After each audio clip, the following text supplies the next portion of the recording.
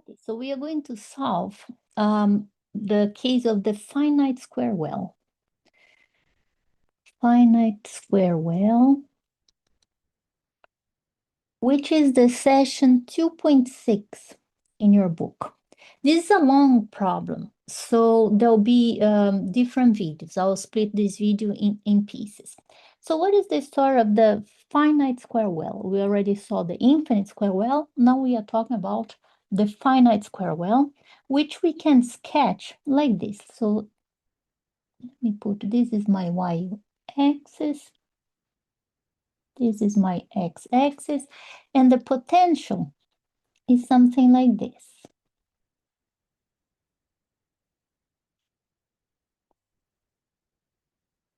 Okay, what does it say? That when x is, so x is here, no? So when x is smaller than minus a, the potential is 0. When x is between minus a and a, the potential has some value that I'm putting here, some minus v naught, and between a to positive side, to infinity, the potential is 0 again. So what I just said is this: the potential is 0 when x is smaller than minus a. It is minus v naught when x is between minus a, and it's 0 again when x is larger than a. So to say what we just wrote in a concise way, your book writes it like this. The potential is minus v naught when we are between minus a, and it is 0 otherwise. Okay, so here we use the absolute value of a. All right. So that's the problem that we are going to solve now. Well, there are two possibilities that will depend on the energy that we choose. We can choose, for example, an energy that is negative here. Okay. Another option would be, let me put this column, an energy that is positive here. And so these are two different problems, no? So energy negative and or energy positive. We are going to start with one of them, okay? We are going to start with the energy being negative. The energy being negative means that in this region here, we can have bound states, no? We can have bound states. So we are going to start with this one. The other case that we wrote, this one, well, this one only has scattering states. Okay, so for now, we are going to forget about this one. So I'm going to erase this part. And we are going to be talking about the case when the energy is negative. Okay, before we do anything, let's think about this problem, okay? Let's think about what we expect to have. So, you see that we have three different regions. I'll call this region 1 for x smaller than minus a, region 2 between minus a, and region 3. Okay, so there are three different regions, and let's analyze each one. Well, in the region 1, what do we have? We have that the energy is smaller than the potential. So energy being, so let me write it, this is V, energy being smaller than the potential means what? Well, this is the region that is impossible classically. So this is a region, this region 1 is classically forbidden. You would never find a particle there. Remember what we said. Classically, what we have, the energy is the kinetic energy plus the potential kinetic energy is always positive. So there is no way that this energy can be smaller than the potential. If I just look at this equation here, the energy can only be larger than the potential. So this is a region that would never exist classically. Okay, so classically forbidden. If it is classically forbidden, as we said, okay, it is true that there is still a probability to find the quantum object, the quantum particle in this region, but of course, this probability should decay as I move deeper in this prohibited region. No? So physically, we already know what is the kind of solution that we can have here, exponential decays. Okay, so one of these two, and if we are going to pick one or the other, will depend on whether we are talking about a negative region or positive region. But I'm just throwing these exponentials there because this is our expectation, physical reasoning behind. Now let's have a look at region 2. Well, region 2 is the one that even classically would exist. Is the case where now the energy is larger than the potential, so even classically it exists, so it's classically allowed. And this is now the case where we have the usual waves, which we can write as sines and cosines, or we can write in terms of exponential with I. Any combination here, sine and cosine or exponential with i's, are possible mathematical solutions for this problem. What we discussed is that it's more convenient, both are correct, but it's more convenient in cases where we have bounded states, not bounded solutions, to use this one, which is what we did in the infinite square well.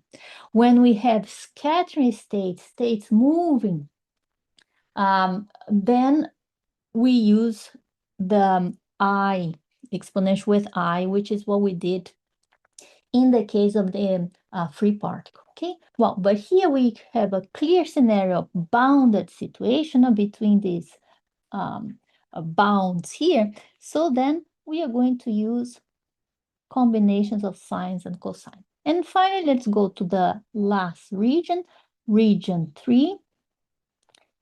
Very similar to region 1 in the sense that the energy is smaller than the potential. No, the potential is 0 and the energy is negative, so the energy is smaller than the potential. So this is a classically forbidden, prohibited region. And so here we expect exponential decays. All right, so this is our physical intuition, our physical knowledge of this problem. Now we go for the math. Okay, so, but having this physical perspective is very useful.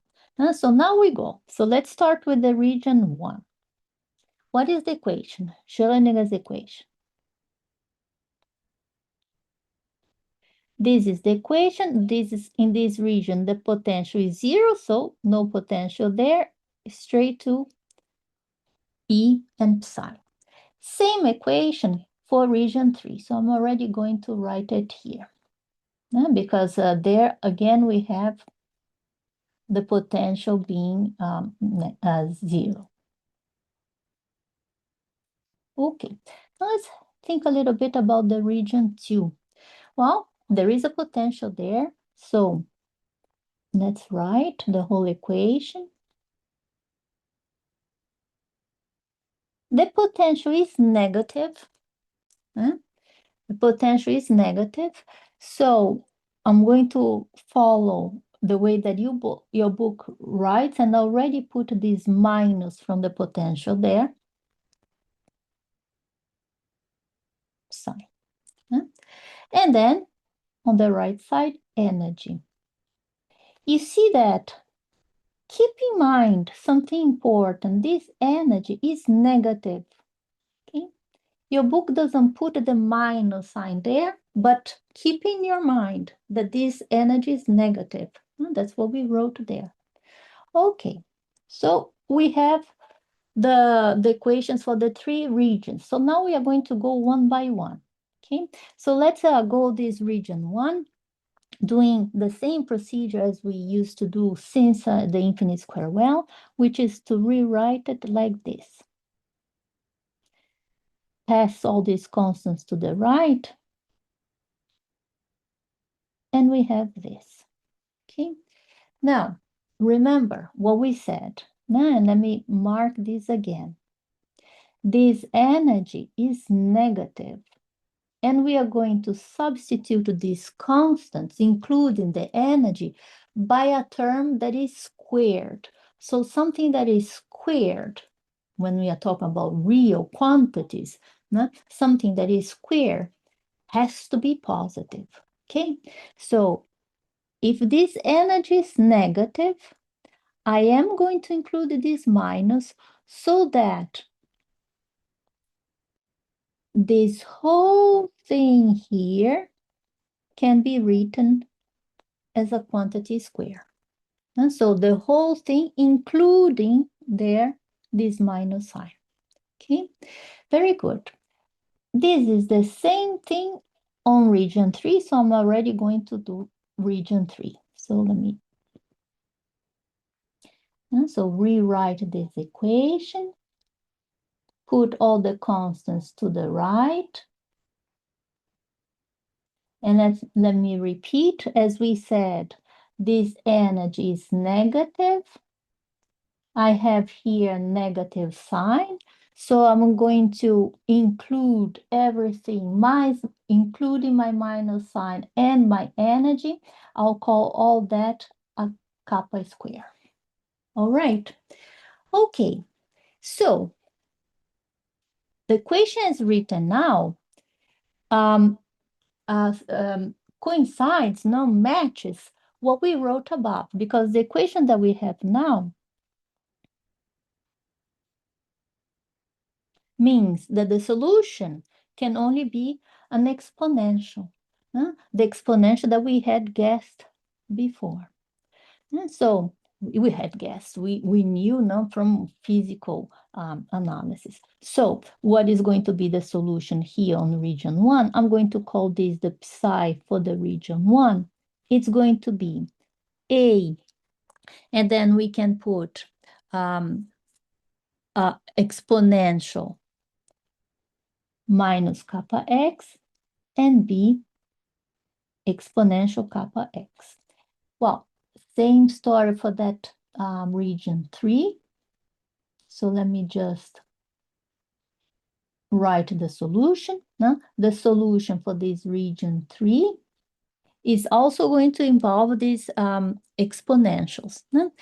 These are the solution, the mathematical solutions for this equation that we have. So we are going to put here exponential minus kappa x and some g exponential of kappa x. Yeah, so these are mathematical solutions. But now let's think physically. So these are mathematical solutions for this region 1 and region 3. But now let's think physically. Region 1, remember what is region 1? Region 1 is the region of negative x. Negative x means that this exponential here will become positive. And as I go to minus infinity, this will explode. This cannot be allowed in our solution because we know that for the equation, for the solution, for the wave function to be normalizable, at minus infinity, it has to go to 0, right? So that's why we are removing that minus kappa x. Now let's do the same, let's go through the same physical discussion to region 3. Region 3, that's the region where the position is above A, is the positive region of position. So again, as we go to plus infinity, this solution has to go to 0 to be normalizable. And now, as I'm moving to plus infinity, this term here is going to explode, so this term here is not allowed. All right, so we did all this thinking, and then involving math and physics, and now we can conclude. Region 1, the solution is just b exponential of kappa x. Very good, we keep this here. And in the region 3, the solution only involves the minus kappa x. So we are good. At plus infinity, this goes to 0. At minus infinity, this goes to 0. And we are happy.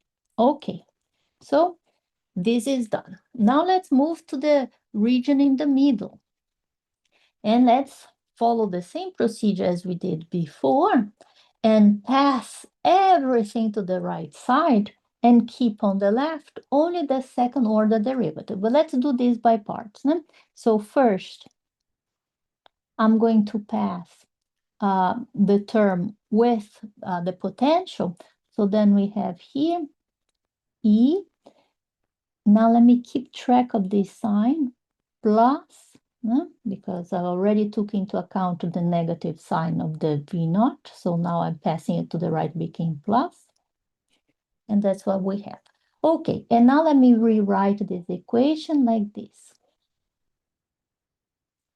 Passing all the constants to the right, we have minus 2m, the h bar square, e plus v naught. Okay, all right. Now we have to decide how we are going to substitute all this. Oops, and we forgot to put the psi in this part, no? Of course. And now we have to decide what we are going to include in our object squared to guarantee that this object square is positive. All right, so let's think. I already took into account the sign of the V naught. So what's surviving here is the magnitude of the V naught. So it doesn't have a negative sign, it's the magnitude. Now, so that's the way your book writes them. But remember that the energy here is negative. And so this is to say that there is a subtraction here. If it helps you, you can also rewrite this equation thinking about absolute values of these quantities. So if you write things using the absolute value, you would do the following: minus the absolute value of E, because this is negative, and plus is correct because we already took into account the sign of V naught. Okay, so if this helps you to see, you can use this to see that there is a difference between these two quantities, the energy and the potential. But if we go back to our drawing, what do we see? That the magnitude of the V naught is larger than the magnitude of the energy. Yeah, so this magnitude here is larger than this magnitude here. Okay, all this to say that this part is positive. Okay, now so this is to say, what are the terms that we are going to include in our k square? Well, not the sign, because we want the k square to be positive. So inside the k square, we are going to include only this. And we are going to call it L square this time, okay? To make a distinction, because we used to call k square when we had only the energy, okay?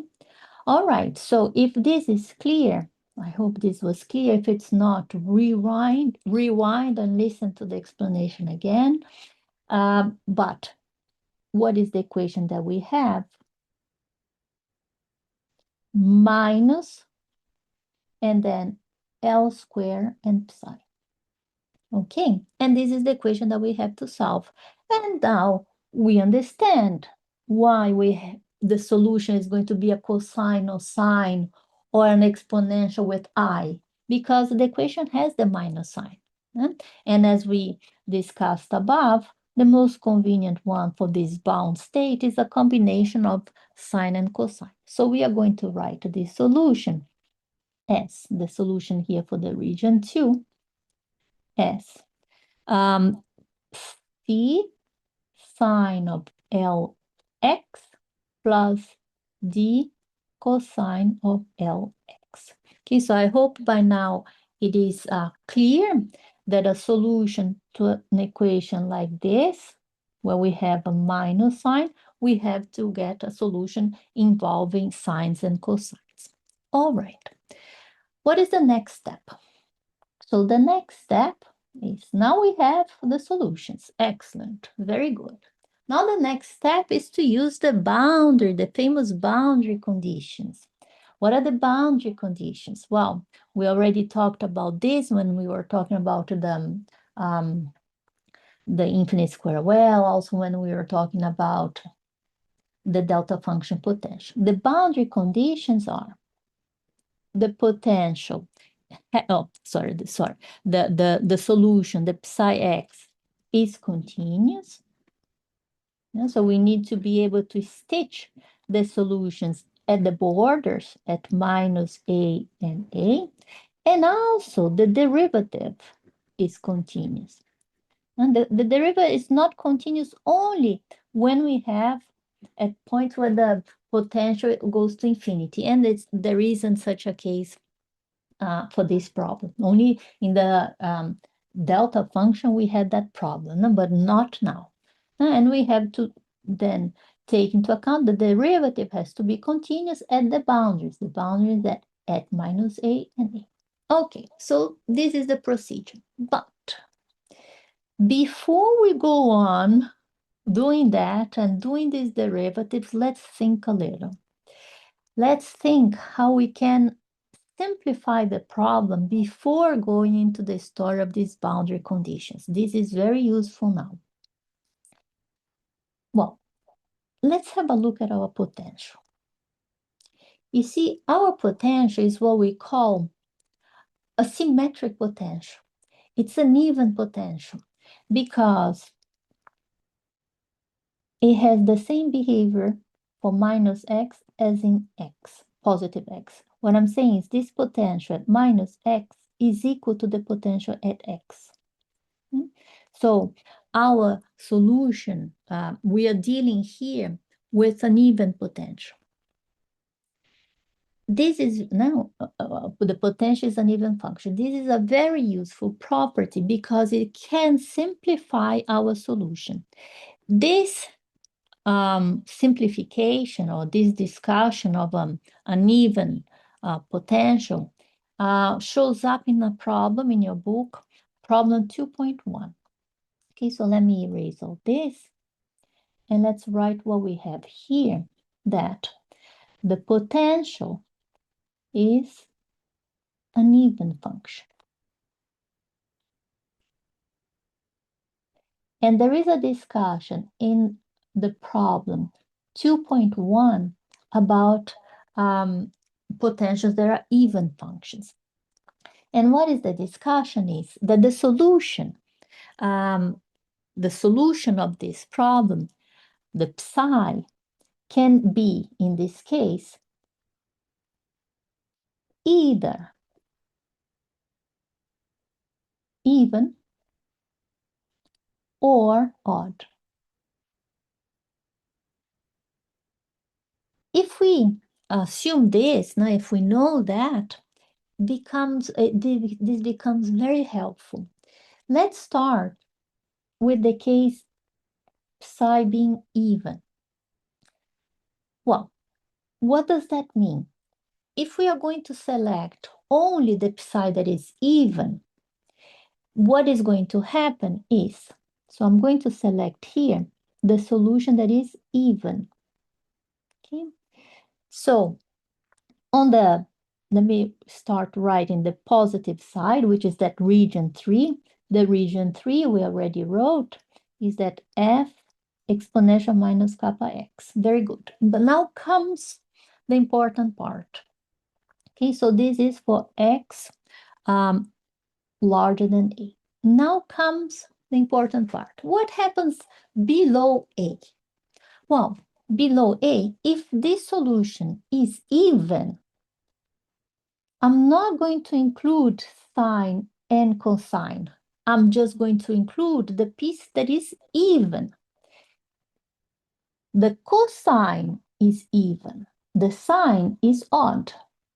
So then I'm going to say that, so this was the solution in region 3, that the other piece is going to be just the cosine. And instead of thinking about the whole region between minus a and a, I'm only interested in the positive region. Why? Because I know that whenever x is negative, I don't need to do anything.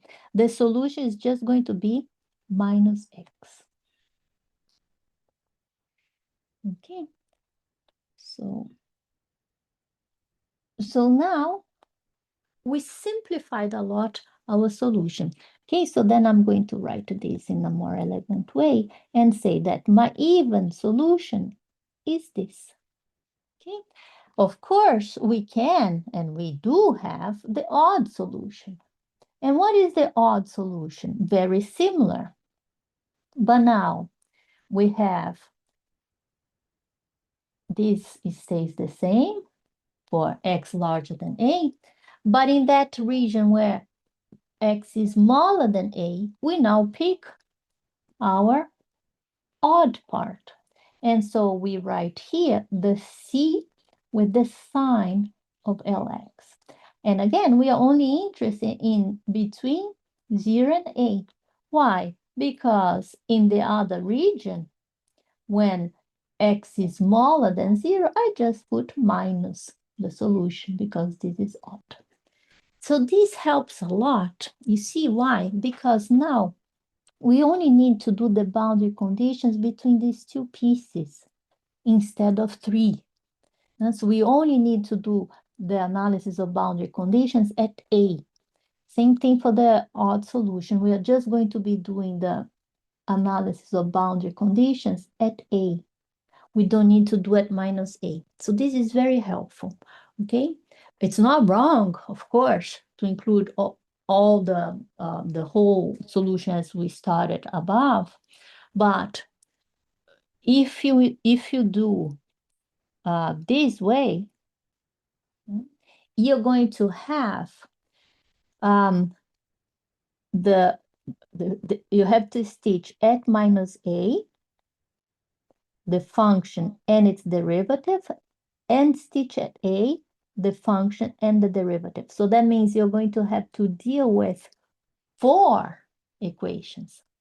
Yeah? While here, we just have to do with 2 equations. Yeah? The stitching the function at position A, and also the derivative of the function at position A. Okay, so we are going to start with this even solution. Okay, the odd solution is a problem from your book, and I think is the problem 2 point, yes. So this is the problem 2.29. Okay, so we have the even solutions we are going to do in the next video. We also have the odd solutions, which is done in this problem 2.29. Okay, so I'm going to stop here because the video is already long, but in the next video, we are going to do this part, no? The boundary conditions for the even solution. And you will see there are many things to, a lot of information to get there.